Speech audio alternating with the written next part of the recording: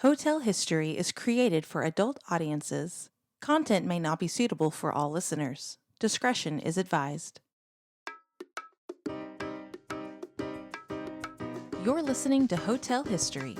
We take you with us through the sordid history and scandals of some of the world's most famous and infamous hotels. I'm Dieta. And I'm Yael. Let's get started. We are so excited to introduce this episode about the Mayflower Hotel because Dieta and I had the amazing opportunity to go to the Mayflower, stay there, interview their staff, and learn all about it and its history. And we're really, really excited to tell everyone about our journey and to go deeper into this very, very long history of this historic hotel. Yes, so this hotel is celebrating its 100th anniversary on February 18th, 2025. So it is chock full of just some of the most interesting and a little crazy historical facts, scandals, political intrigue. I mean, a hotel in the center of D.C. that's been around for 100 years where politicians hang out is going to have some stories. It's not going to be, Yeah, if you've never been to D.C., this is just a few blocks away from the White House. So literally everyone is walking through those doors for some reason or another, be it a meeting, a convention, a press conference, a ball, a gala. Everyone who is everyone in D.C. history has been in that building. So we'll tell you all how it started. And it's very exciting for us. We'll take you way back to May of 2024. Yeah. We got a message from the wonderful Meredith Goldberg. Shout out to her. She reached out and she works with the Mayflower Hotel. And she's like, hey, I love your podcast. Can we make something happen? Let's collaborate. And that's when it started. And then we got the opportunity to go to DC and stay at the actual hotel. And it was probably, I'm not exaggerating and don't think I'm lying. I think it was like one of the best weekends of my life. Honestly, it was so much fun. I'd never been to DC before. I had no idea what to expect. I had no, preconceived notions or anything. It was October, so the weather was perfect and the city was basically empty because Congress wasn't in session. Everybody was out on the campaign trail. So the traffic and crowds were not a problem. The weather was gorgeous and it just felt like the city was open to us. Yeah, I felt like everything aligned perfectly. The weather was perfect because also East Coast weather, you never know what you're going to get. It's going to rain or it's if it's too hot, it's humid or if it's cold, it's too cold. But we got like the perfect weather. It was almost the same weather as in LA. I think like maybe a little warmer. Yeah, it was perfect. Yeah. And so we walked everywhere. We mostly I think at some point at the end of some of our walking, we're like, let's take an Uber. Yeah. You could easily get around without a car. And and that no one was around. But it's still a city, so it's not. Right, yeah. So there was still plenty of people. It wasn't barren. But it wasn't peak tourist season, so it was like very pleasant. And honestly, the energy in the city was really nice. Like it was just this nice, I don't know, every city has a different energy and vibe to it, and I just really liked Washington DC's. Yeah, I liked it too. So the last time I was in DC, I've driven through it, but the last time I was there to explore was in 8th grade, and I could not remember anything. I was like, I don't know what happened. No, I couldn't remember any of the tourists, any sites, anything we did. I vaguely remembered a library. I don't know what I wasn't paying attention, but it was nice to go back and actually take everything in and be like, oh, that's where that happens. And that, I feel like I could have spent a few more days there. Oh, absolutely. And yes. Done more touring. I mean, obviously we did spend predominant amount of time doing historic hotel related things. Yeah. And we did get to make it to the National Mall and see a lot of the monuments, but not nearly as many things as are on my list. So No, we just like stopped by. We hopped around a lot. We took some pictures and then we're like, oh, we have to go do this. That's why, okay, in our videos, if anyone watches our videos, like our tours of hotels and restaurants, and not restaurants, but when you see us eating or drinking, notice the outfits. Some of them we got the same outfit on because we were hopping around. We were going from one hotel to the next. We were only there. When did we get there? we were only there like 4 days. Yeah, 4 days. Yeah. So we landed in the early morning. Yeah, we took a red eye from LA. Yeah. And Do then not recommend. but it worked out. It did no, work it out. was I think our trip like was perfect, like the way we planned it. It's just a lot. We were exhausted because every day we woke up really early and then we went to bed really late because we were working the whole time. Yeah. But it was fun work. It's like eating the meal was work too. So. But I wanna go back and I want to explore more hotels there. The hotels in DC are Insane. they're insane. They're gorgeous. Yeah. The architecture Yeah. is just jaw-dropping. Honestly, it's I mean, so the cute. Willard was so beautiful. I would love to go back and Yeah. spend more time there. Yeah, I have a whole different appreciation for DC now, because it wasn't on my list before. It No, wasn't not like, at all. I want to go to DC. I didn't. Yeah, like 'Cause- I would have been I would have been fine to go. I definitely Yeah. have always wanted to go to the Library of Congress, which I still haven't gotten to go into, Yeah. so that's a reason to go We back. need to go to the Spy Museum. That too. Oh yeah. We need. There's so much. Okay, so if another hotel wants to invite us back to DC, We are ready and willing. yeah, we know our way around now. Well, I want to say, the Mayflower has this restaurant in it called Edgar. And we need to talk about this because honestly, hands down, one of my favorite restaurants ever. It was so good. It was every meal we had was fantastic. It was like the most were we just really hungry? I don't think so. I think I it was don't think genuinely that yeah, good. Because right? there were a couple of times where I was like, I don't know that I'm that hungry. Like, I'm just going to get a Yeah. couple things. And then by the end of the meal, I was like, I could have had more. Yeah. It was We so ordered good. almost everything off that menu. Like literally Yeah. almost everything off that menu. So we wanted to try everything. And we also had the cutest waiter. A lot of the wait staff and a lot of the people that work at the hotel have been working there for like 30, 40 years, yeah. decades. And there was this old sweet waiter. What was his name? I think his name was Dan. Dan.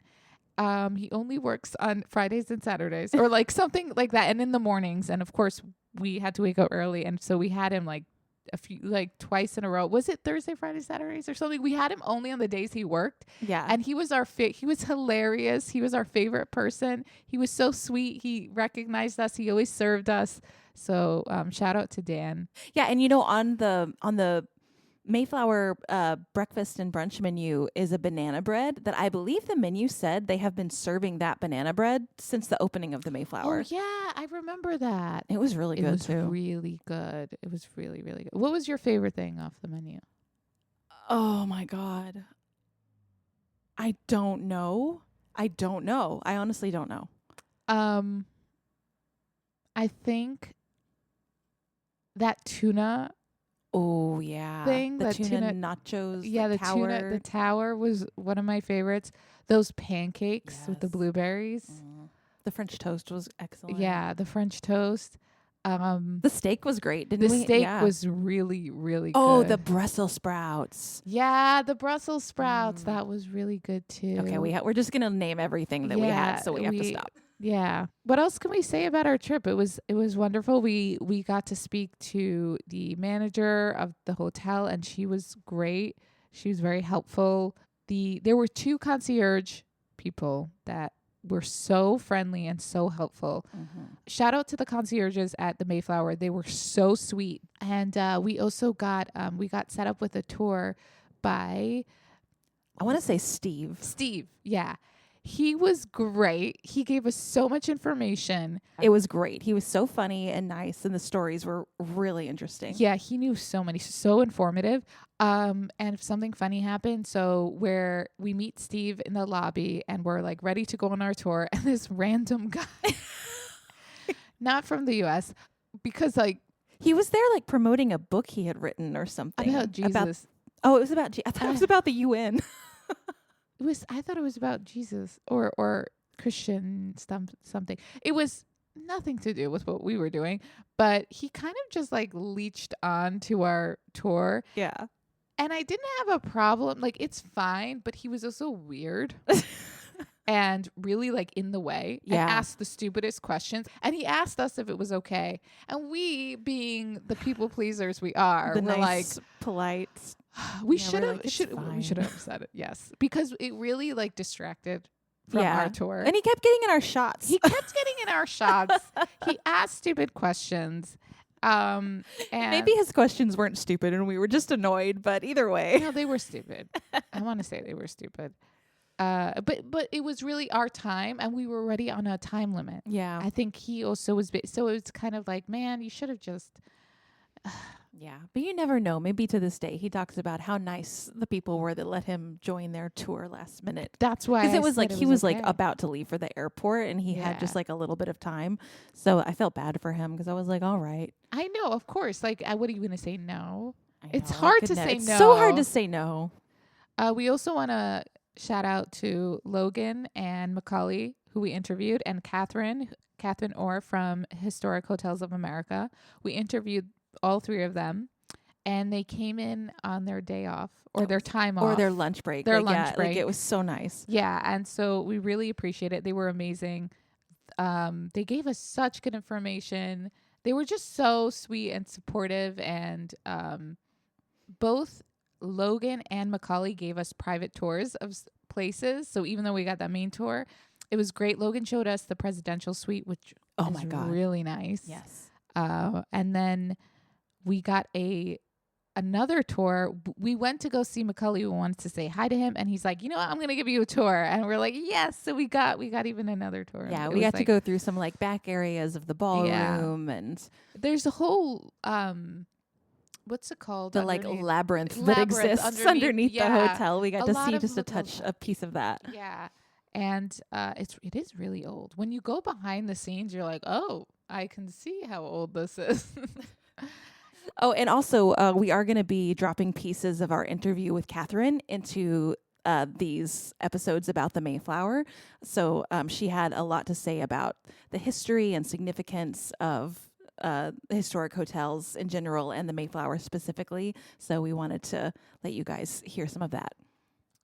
Yeah. So we're very thankful for everyone who spoke to us and who helped us, and the Mayflower for letting us stay there and not haunting our rooms.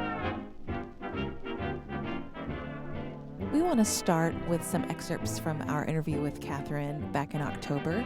She really puts into context why we find historic hotels so fascinating and significant. Hi, I'm Katherine Orr. I'm the marketing strategist and communications professional at Historic Hotels of America, which is a program of the National Trust for Historic Preservation. So how did you get started in the hotel industry?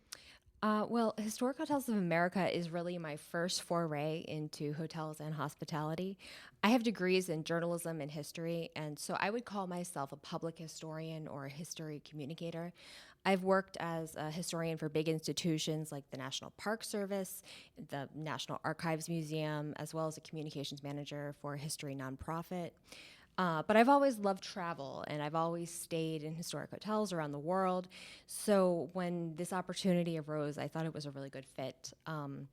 And as a public historian, I believe in the cultural and social impact and value of historic hotels, what they offer travelers, as well as being great for the environment and for the economy of local communities. What really grabs you about historic hotels? There's so many different ways that historic hotels matter.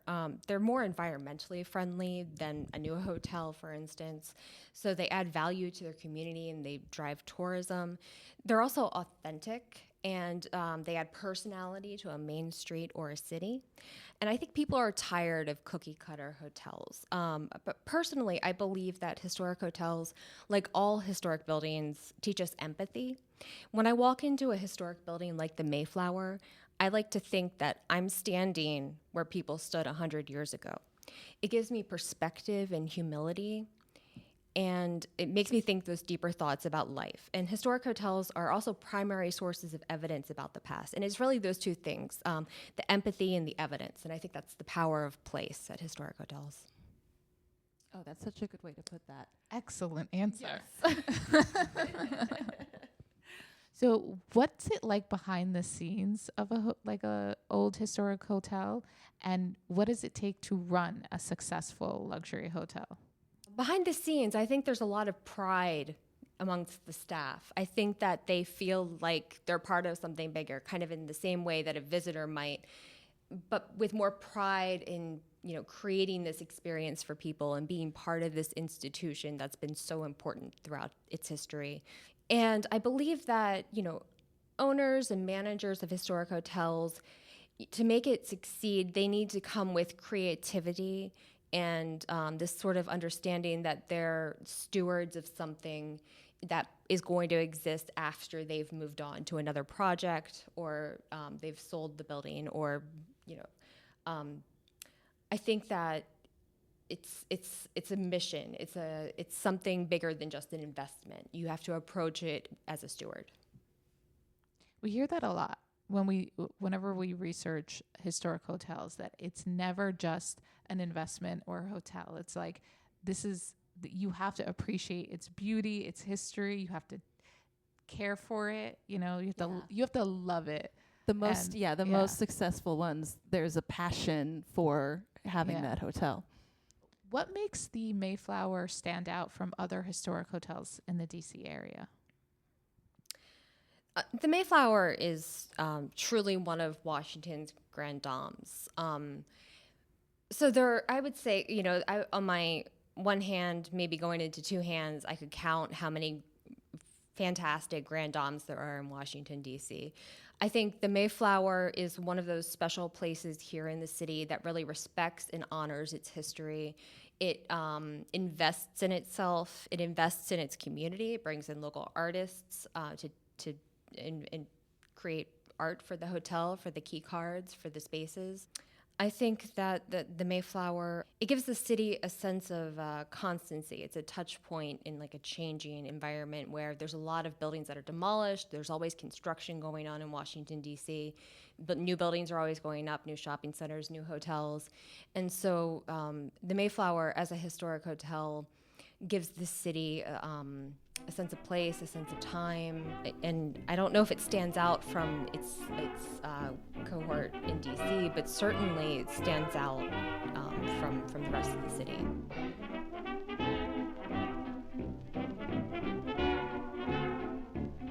The Mayflower is the largest luxury hotel in DC and the longest continuously operated in the Washington area.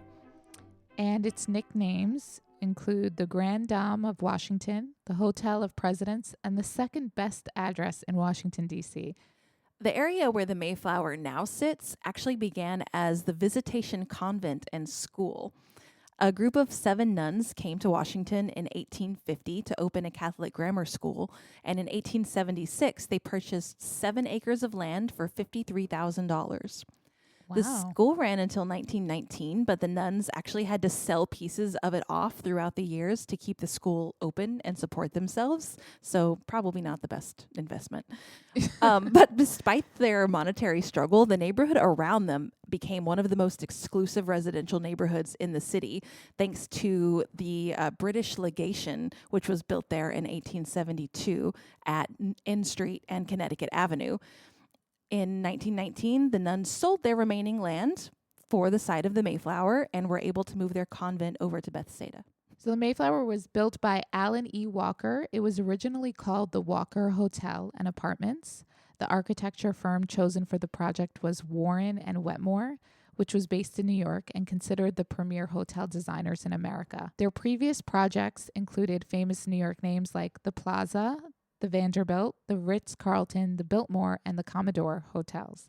I'm really surprised we've only managed to do an episode on the Plaza out of all of those super famous hotels. We have a lot more to We do. have so much to do. We have a lot, yeah. But that makes sense. Okay, so, when you have a go-to style, Mm-hmm.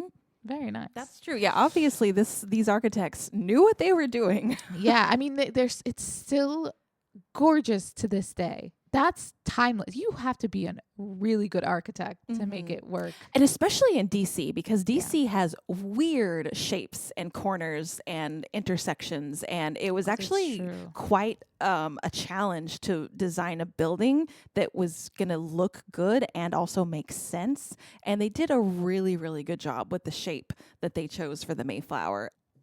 They broke ground in July 1922. And workers uncovered stumps of massive cypress trees, some of the trunks nearly 8 feet in diameter. Oh my God, that's huge. Wow, yeah. What were they doing there? Geologists estimated the stumps at 100,000 years old. Holy crap. Did they just gut them out? As workers dug deeper, they discovered that an underground branch of Rock Creek ran below the site, which forced the foundation to be dug to bedrock 40 feet below ground. DC used to be a swamp, so I think anytime they do major construction, they probably find things that that could still exist explain deep down. the cypress tree, because they say they plant trees in swamps to absorb the water, and then Well, except these trees are 100,000 years old, so I don't think anybody planted them. they were just there. I think they just grew. Yeah, I think they Yeah. were just natural to the area. Holy shit. So they just dug them out? Yeah, and it cost so much money. They were not expecting to find this, and it cost way more money to the project because of that. That's crazy. I thought they were going to find a dinosaur in there or something. That would have been cool. Yeah, that would have been really cool. The hotel was scheduled to open January 1st of 1924, but the investment company was running short on funds because of all this extra construction they had to do. So the hotel remained unfinished. And nearing bankruptcy, Walker Investment Company had to sell its interest in the hotel to its biggest financial backer, C.C. Mitchell and Company, for $5.7 million. The hotel's final building cost was close to $11 million, and that's in 1924. That's a lot of So money. that's almost $200 million. That's in a today's lot money. of money. Wow. The new owners changed the name to the Mayflower Hotel in honor of the 300th anniversary that had just been celebrated in 1920 of the landing of the Mayflower and the Pilgrims at Plymouth Rock. The finished hotel had a dazzling array of rooms, decor, and amenities. The hotel had wainscoting and floors in the public rooms that were made of Battacino marble and featured walnut moldings. The use of gold gilt to trim decorations was extensive, and you can see that when you go through the hotel, by the way, to this day. Newspapers said the hotel contained more gold trim than any other building except the Library of Congress. The lobby had a mezzanine on the north, west, and south sides, a small cocktail lounge along the north wall. The lobby received light from the coffered skylight, and it had 4 great bronze torches, or torches. I'm not sure. Torchères? Torchères. Torchères. I think that's French for torches. Okay. Hand wrought and trimmed with gold. It was all over the lobby. So this place was fancy, a lot of gold. Yes, very luxurious. It's really, really pretty, and it's not overwhelming at all. It's just beautiful details, and there's a lot. I think now when they repainted some of because they had to, over the years, fix up the gold. I don't think it's made with the same gold that it was. Probably not. No. It's probably made with a paint mixed with gold, but not actual 24 karat gold everywhere.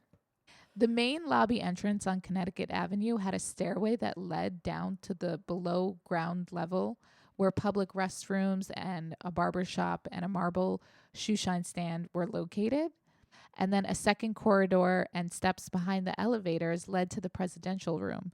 Another secondary corridor to the east of the front desk led to the Mayflower coffee shop. And the 4 elevators to the east of the lobby, joining it to the promenade, had bronze doors with images of the Mayflower vessel on them. The promenade was 26 feet wide and 300 feet long. This is how it was set up at the time it was opening. Yes, it's when it was set opened. up differently now. There are some, obviously, similarities and things that they can't change. But Yeah, but when it opened, it had so much going on. So several heating oil furnaces and one of the world's largest air conditioning units kept the hotel in the public areas at an even 70 degrees year round. So this is 1924. Air conditioning is not a staple of life for most people. So the fact that they had this was extremely luxurious. yeah. The hotel had 440 guest rooms, each with its own shower bath, which was also extremely unusual. Usually in hotels, people had to share bathroom facilities. Guest suites had a sitting room, dining room, bath, and up to 7 bedrooms. The hotel's 500 residential guest apartments each had its own kitchenette, dining room, and drawing room with fireplace. So this is another one of those hotels that had both guest rooms as like the hotel, and then also had a section for apartments because so many people chose to live in hotels as residences at this time. Some of these apartments had as many as 11 rooms and up to 5 baths. Wow. The Mayflower featured 3 restaurants. The Palm Court featured a glass dome supported by iron latticework, palm trees, and a marble fountain and pool with water lilies growing in it. It was used for tea dances and concerts during Prohibition. The presidential restaurant was decorated with the seals of the 13 colonies. Both were located on the main floor, and the garden terrace was located on the first below-ground floor and featured a coffered ceiling done in copper, a marble fountain, plaster walls in warm pastel tints, alcoves designed to look like arbors, and murals of early Washington, D.C. and nearby Mount Vernon. This was it was almost like its own little city Yeah. at that point. A good hotel is. Yeah, Right? it's true. It makes it that you never want to leave. In September 1924, plans were made to enlarge the structure even before it opened. The new owners perceived high demand for guest room suites and quickly designed a $1 million addition. Construction began in October 1924, and within 6 weeks, the 40-foot deep foundation had been dug. The addition opened on May 31st, 1925. The most prominent features of the annex were the presidential suite on the 10th floor and the vice presidential suite on the 9th floor. Each suite had 13 rooms, which included a foyer, drawing room, library, secretary's room, dining room, and 5 bedrooms, each with its own bath and kitchenette. Damn. Wow. No wonder they needed a whole nother Yeah. addition. Each suite also had a maid's room with an attached bath. Oh my Oh, God. even the maid gets her own bathroom? That's pretty. Oh, Honestly, maybe they were living better than we were. I know, right? The 2nd through 8th floors of the annex contained guest suites. Each suite had 5 bedrooms, and each bedroom had its own bath. Wow. The 1st floor of the annex was occupied by the Mayflower coffee shop and an expanded version of the very small cafe in the main lobby. So they did a lot, and that only cost $1 million. It's pretty impressive that they could already tell before the hotel proper even opened that they were going to need more. Probably because of the location and Yeah. the lack of hotels around. They were like, They must have already been having a lot of inquiries for Yeah. people being able to stay.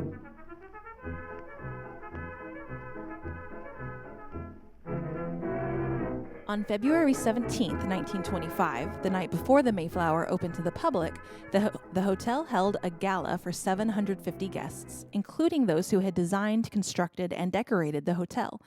Lots of well-known people also attended from various political and social circles. Secretary of Labor James J. Davis was the principal speaker of the night, and he called the hotel a, quote, symbol of individual initiative. The hotel officially opened on February 18th, 1925, and the first person to sign the guest register was Major H.R. Limley, a retired U.S. soldier. He was also a scholar and polyglot who spoke French, German, Italian, Spanish, Portuguese, and some Japanese and Chinese. wow. He was fluent in Russian, which he learned when he lived in St. Petersburg. I bet he had some interesting I stories. want to say, who is No. this man? We need to find out more I about need a him. biography on this man. Stat. The morning it opened, the Washington Star called the Mayflower, quote, one of the most magnificent hotels in the country. And that's before anyone's even stayed there. It's the Holy morning crap. that it opened. That night, 1,500 people attended the official opening Ooh. festivities. So that just tells you how big it is that it can hold 1,500 It's people really for big. a party. It's really big. Yeah. They had all received invitations mailed with a special stamp reissued specially for the hotel's opening, the 1-cent stamp from 1920, celebrating the 300th anniversary of the Mayflower landing at Plymouth Rock. They got a stamp. They got made their for- own I stamp want a reissued. stamp made for me. Can you do that? So, still do that? I'll make some calls. I wonder, do you think they still have those stamps? Surely somewhere in their archive they do. Yeah. That's so cool. Shortly after opening, the hotel booked a convention for the International Parliamentary Union, which was attended by delegates from foreign countries. The IPU guests put their shoes out in the hall that first night so they would be shined and returned in the morning, which was standard practice at hotels in Europe. The Mayflower staff was unaware of this practice, so the bellboys and valets collected all the shoes and dropped them into the laundry bags. The next morning, the manager had to tell all the delegates that they could find their shoes in the grand ballroom.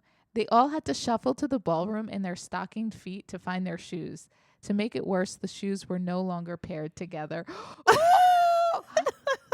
That's a big blunder. That's a pretty big snafu, yeah. Yeah, but that also sounds Oopsie. hilarious. that went down. So only 2 weeks after the Mayflower opened, it held an event that established it as a leader among Washington hotels. President Calvin Coolidge's charity inaugural ball, which was held March 4th, 1925 in the Grand Ballroom. So for those that don't know, the president's inauguration used to happen in March, which was set by the 12th Amendment in the Constitution, but Congress changed that in 1933 with the 20th Amendment, moving it to January 20th, which we're all familiar with. But every single inaugural ball was held at the Mayflower until the last one that it held in 1981. The president was very much against a lot of pomp and circumstance for his inauguration. He wanted everything to be very bare bones and economical so he wouldn't be criticized like a former president had been. He wasn't opposed to there being some sort of celebration, but he didn't want to be directly associated with it or use government funds to pay for it. I like this guy. So the inaugural committee withdrew their plans for an official ball, but the Citizens' Inaugural Committee substituted an unofficial charity ball held at the Mayflower. 6,000 people attended Coolidge's inaugural ball, and they raised $30,000 for children's charity. Whoa. That's amazing. This is 1925. That's a lot Yeah, of money in that's 1920. Damn. Yeah. This was before the crash. Yeah. The Coolidges didn't attend, but they were patrons of the ball. The vice president and his wife attended as the guests of honor in their place, and the next day the Times headline read, "Great charity ball, a colorful affair, jazz and bob take the places of stately dances and coiffures of the past." Oh, so it sounded pretty hip. So another reason the president didn't want to have a lot of celebrating is because the prior year, in July of 1924, they lost their 16-year-old son, Calvin Jr. He was playing tennis with his brother when he developed a blister on top of his toe from not wearing socks. The blister got infected with staph, and a week later, he died. He died of staph infection. Yeah. This was before antibiotics, Yes. right? Yes. Oh my God. Can you imagine? Yeah, penicillin was discovered like 4 years after this, but it wasn't like viable until like the 40s or 50s to be used for medicine. So yeah, like so many things killed you back then just because That's there were no horrible. antibiotics. You would think you'd be more careful then. Wear some socks. Don't get Yeah. a blister. I know.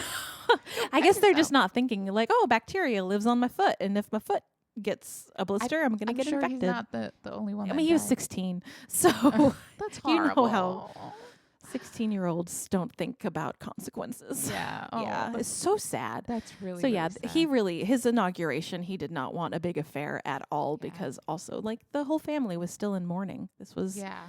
just 9 months after his son died. Yeah.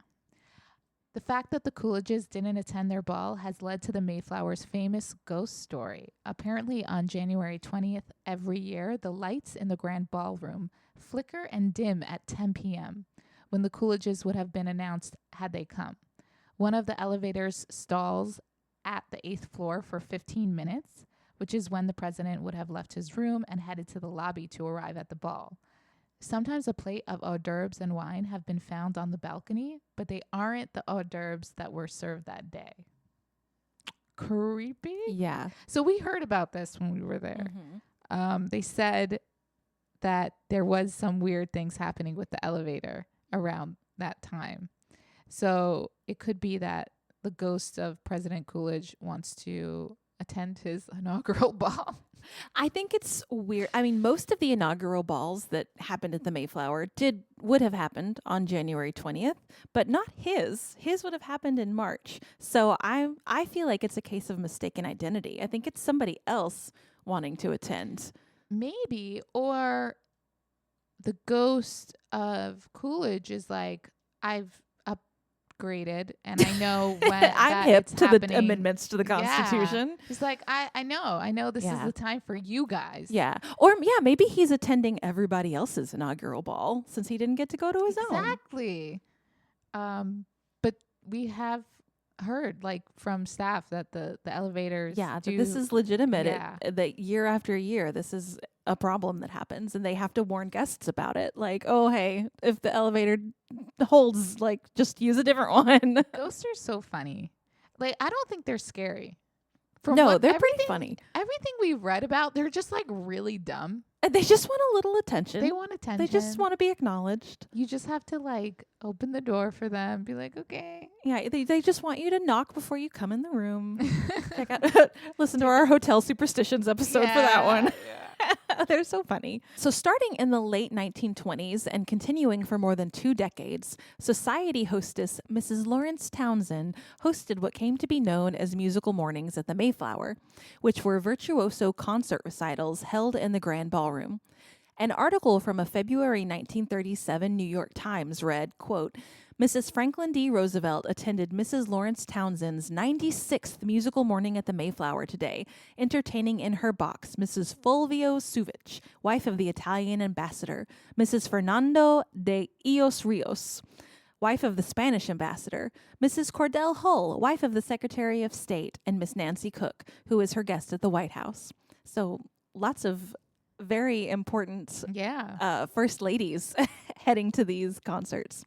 Frances Parkinson Keyes, a writer, socialite, and senator's wife, said, "You had to allow a little more time for your toilet, feeling thankful that you had a Lucren's frock and a Camille Roger hat to wear, for everyone goes and everyone wears her best bib and tucker." So this was like a social event. Yeah, but what? A little more time for your toilet. Meh. Yeah, your vanity, getting ready. Okay. Yeah, they used to call just getting ready in general your toilet, or your toilette, if you were French. Quite the ladies' affair these musical concerts were. And apparently they were a big deal. They had some really top-notch famous talent of the day doing these. In June 1927, Charles Lindbergh came to D.C. to be awarded the Hubbard Medal by the National Geographic Society for his historic nonstop flight from New York to Paris. He stayed at the Mayflower while in town and celebrated there with a breakfast for 1,000 guests. Wait, so he had 1,000 guests come to celebrate with him for breakfast? Yeah. Where did they eat? In one of the ballrooms, I'm going to guess. Oh, okay. Yeah, the ballroom. They set it up. That's insane. After Herbert Hoover was elected president in 1928, he declared the Mayflower the temporary headquarters for his administration and lived there for 90 days before his 1929 presidential inauguration. He, of course, held his inaugural ball there as well. His vice president, Charles Curtis, what's with the alliteration, man? I know. Okay, relax. Leased the vice presidential suite on the 10th floor from 1929 to 1932. He shared the suite with his sister and her husband, Mr. and Mrs. Edward Everett Gann. Gann or Gone? Gann looks Gann. good to me. Cool. Yeah. Since Curtis was a widower, his sister served as the hostess of her brother's apartment, which became the unofficial social gathering place of the Hoover administration.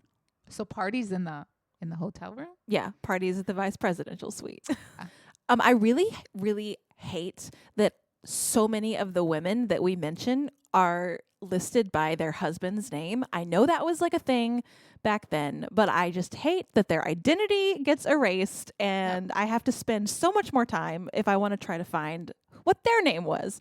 Who was Mrs. Edward Everett Gann? I don't know. That's her husband's name. That's her husband's name. What is up with that? Patriarchy. Yeah.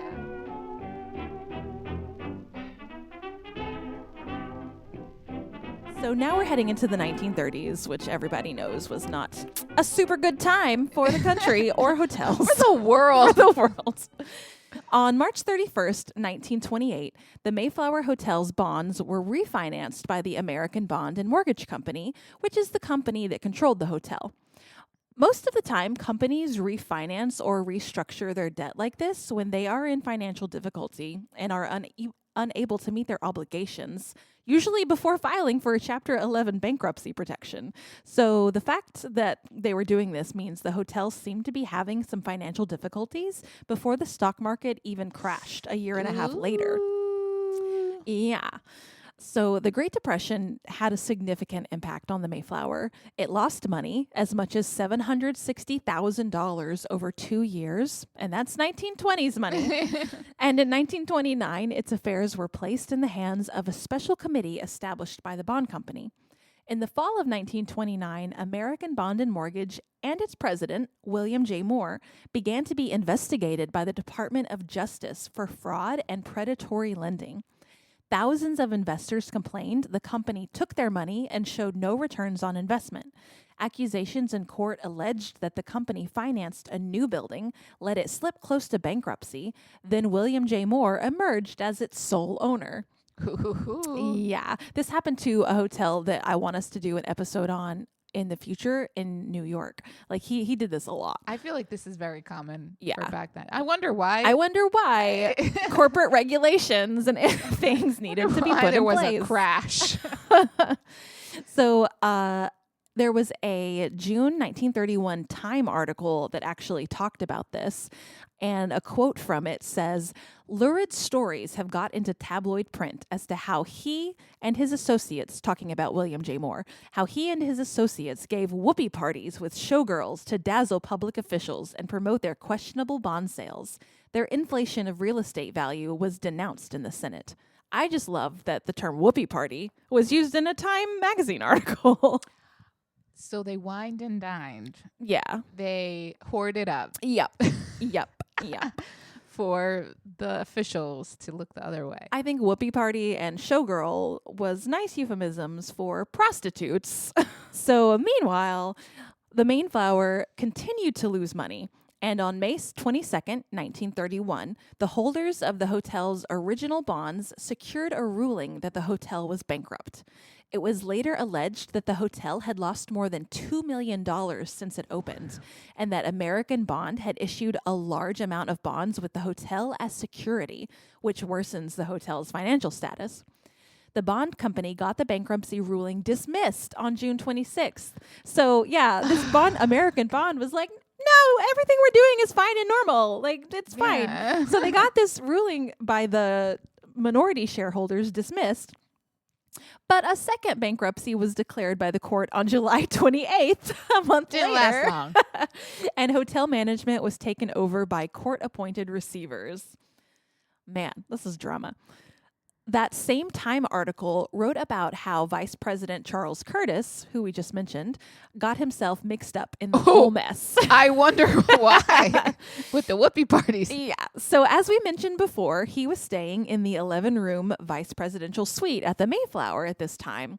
That would normally cost someone $150 per day, but he was getting it for $5.53 a day. So this led to the suspicion that William J. Moore, who was the president of the American Bond Company, was giving Curtis a cut rate for political protection. It's not been proven, but it was making people go, why would the vice president who has the money, get to have this room for $5 a day? Wow. Can you imagine? Yeah. So apparently Curtis got a little touchy on the subject of living at the Mayflower after that and would, quote, fly into a blazing rage anytime someone questioned his connection to Moore. guilty much? Right? You want to prove that you're guilty? Get Yeah. really mad about it. Yeah, get a little defensive, why don't Yeah. you? So fraud charges were later levied against officials of American Bond and Mortgage, and the company finally admitted the hotel was bankrupt in October of 1931. Jeez. Well, yeah. So depression and bankruptcy couldn't bring the Mayflower down, and it continued to be on the cutting edge of fashion and society. You know what? It doesn't stop a lot of people. Yeah. People bounce back from the depression. In 1930, it had two major art exhibitions simultaneously, one featuring 30 sculptures and paintings by Auguste Rodin, and the other showing the work of Swiss sculptor Ernst Durig, one of Rodin's students. Durig stayed at the hotel during this period. So some artists were living it up there too. Yeah, It also pretty famous ones. Yeah, yeah. It also continued hosting incredible parties, as it would. Right? So one thing that happened there a lot was debutante balls. That was a big deal Yeah. in those days. And I guess Helen Doherty had some of the most notorious and famous debutante balls at this time. I love looking at the pictures of those things from back in the day. All the girls in their white dresses. Yeah. And Yeah. What the hell is a debutante ball? But yeah. I didn't grow up hearing these things or words. it's when the young ladies are presented to society and For that mating. basically, yeah, they're on the I love know. market Can I now. tell you the Not reason love, wedding. yeah. They're on the meat market. Yeah. The only thing I know is Gilmore Girls. Yes. Like it's a very old, Yeah. She had a coming out party, but it means something totally different today when you have a coming out party. Yeah. In March 1931, the Grand Ballroom converted into a polo field with goalposts at each end, spectator boxes, and authentic horse stalls, with one even housing a famous U.S. Army polo pony. Polo accessories, saddles, feed boxes, and other necessities were placed around the field, and many guests wore polo outfits. Do you think they would do this today? Do you So- think they would turn their grand ballroom into a polo field? I want to know how. I also want to see pictures. When was AstroTurf invented? Did they just like pluck grass from outside? That sounds like a lot of fun, but also why? And also, why would you allow a pony into the grand ballroom? Ponies just poop. I know, but is there not land outside at this time? Well, what was the reason? I have to know more about this. I'm very curious. But also, I love that everyone was like for it. They were like, let's get dressed up. And also the amount of stuff that was there for the ponies, the saddles, feed boxes, and just, I mean, they had goalposts and everything. Yeah. So did somebody take the pony out for a little ride? I got questions. Oh, so how did you get the pony in? Just let him through the lobby. Clack, Yeah, clack, clack, yeah. clack, clack, clack. In 1932, the Mayflower Garden was transformed into a Spanish cantina with colorful awnings, live parakeets and other tropical birds, live Latin music for dancing tangos and the rumba, the dance crazes at that time, a mock bullfight, and all 300 guests in Spanish costumes. One word, cultural appropriation. That sounds really fun, though. It does sound really fun. So wait, what was this idea that you should take the outside and bring it inside and cause mayhem with animals don't know. pooping everywhere? A party given for President Hoover by Secretary of the Interior Ray Lyman Wilbur transformed the Chinese Room, which is another gathering room in the Mayflower, into an Alaskan environment with the help of museum pieces, including a huge stuffed polar bear on a block of imitation ice in front of two brightly colored totem poles. Evergreen trees covered the walls of the room with stuffed animals like white foxes, caribou, and the American eagle hidden among the trees. A replica of Mount McKinley was the centerpiece of the head table. In the foothills were an Alaskan village with Inuit figures, a miniature railroad running to and from copper mines, and several airplanes. Holy crap. They took their parties They took it seriously. they loved a good theme. No wonder the hotel was leeching money for the first years it opened. How much? Also, with stuffed animals, this wasn't like, Toys R Us stuffed animals. Yeah, this no, was I'm sure probably this was- that belonged in a museum. They're calling them stuffed animals, but yeah, they were probably taxidermy. They or were something. taxidermies for sure. But that sounds wild. The George Washington Bicentennial celebration was held in the ballroom on February 22nd, 1932, and the main event there was a pageant. That's also a theme. They loved pageants back then. Pageant as for we'll see. what? Of Just like I guess Mrs. George Washington. I don't know.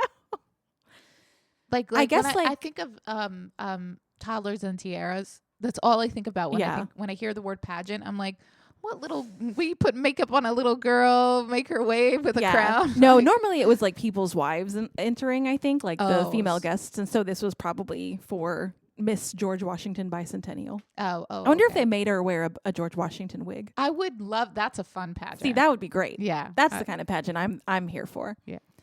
And the Mayflower continued to host all kinds of celebrities. In July 1932, Amelia Earhart stayed in a suite where she posed for a photo before being awarded the Special Gold Medal of the National Geographic Society from President Herbert Hoover. She was awarded the medal following her solo flight from Newfoundland to the British Isles. Amelia Earhart got around, and not in a dirty way. I mean, like In, she like, got an around aeronautic hotels. way. No, like obviously, but no, she like got around hotels. Like Yeah. she obviously was a celebrity, but like she hung out, and so many hotels mention her. In 1932, Franklin D. Roosevelt was elected and stayed in the Mayflower on the eve of his inaugural address in room 776. Not 1776? No.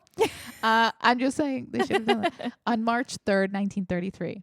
It was in this room that he wrote one of the most famous quotes in U.S. presidential history. The only thing we have to fear is fear itself. Over 250 radio stations broadcast his message the next day. FDR celebrated his birthday on January 30th every year at the Mayflower with charity galas. That's really sweet. Yeah. That's a great... I love that they all yeah. did so much for charity. The birthday events raised money for children with polio. Of course, yeah. Yeah, that makes sense. Which, of course, the president had experienced. That's nice. He gave back to his community. The Mayflower played a role in ending prohibition in a couple of ways. First, it was the meeting place for the Women's Organization of National Prohibition Reform. We talk about this a lot. Hotels and women's rights. Yes. And Like women's women's stuff. movements. Yeah, women's movement. Second, it was the site of a critical meeting of the Democratic National Committee, which was the turning point in the repeal process in 1931. In 1934, Prohibition was finally over, and the Mayflower paid its $1,000 fee for a liquor license on February 6th. Yeah, like immediately. Like Prohibition ended, Mayflower was like, boom, check for $1,000. Of course, they got to make money off that. The Palm Court was renovated and turned into the Mayflower Lounge, which opened on April 2nd, 1934. During World War II, it was Washington's most famous meeting place for Allied government and military officials. The Mayflower even put out table tents to remind guests to discuss confidential military matters quietly in case someone was listening who shouldn't be listening. I love that it only took them 2 months to open their cocktail lounge. They were like, it had been in the works of planning, obviously. Where did they get for all that a little alcohol while? so quickly? Because they were like, here's your $1,000 and welcome to our cocktail lounge. Wait. What the hell is a table tent? Oh, it's those little things that they put specials on your tables at restaurants Oh. that are like in an A-frame shape. I thought it was a table tent. Like, keep it hush hush. That's crazy. Well, they were right because later on they were right. Yeah, they were right. They had to remind government officials to shut the fuck up. Yeah, so that's a little peek into the next episode where we're gonna hit the ground running with World War II, because there was a lot of espionage happening in Washington in general and at the Mayflower specifically. So those table tents were really important because there were spies hanging out in the Mayflower. You really never knew, especially in a public place. You would think, government officials should not be discussing anything in public. No, guys, come on. Like, that's crazy that were the waiters at the time going around and eavesdropping and be like, not again. Guys, like, please, I'm not a big important person, but there's someone here that's going to take that information. But I'm pretty sure Franz over there might care about what you have to say about Allied movements. Yeah. So hotels always coming in for helping out America. the Hotels best were way. so important during World War II. If there's one thing we have learned, World War II and hotels, oh my gosh. Yeah, We could write a book just on that one little subject. I know. So please come back next week when we will be talking. We're really starting to just now get into the juicy stuff of the Mayflowers. So we've got so much more history to share with you all month long. And please also check out the Mayflower on their Instagram and website because they have a lot of cool stuff Yeah. going on as well. And check out our Instagram where we show a lot of videos Yes. about the Mayflower. Yeah, we and- share our entire Washington trip.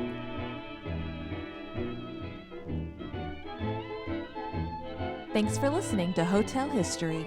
You can follow us on most social media platforms, Patreon, and Substack by searching for Hotel History or Hotel History Podcast.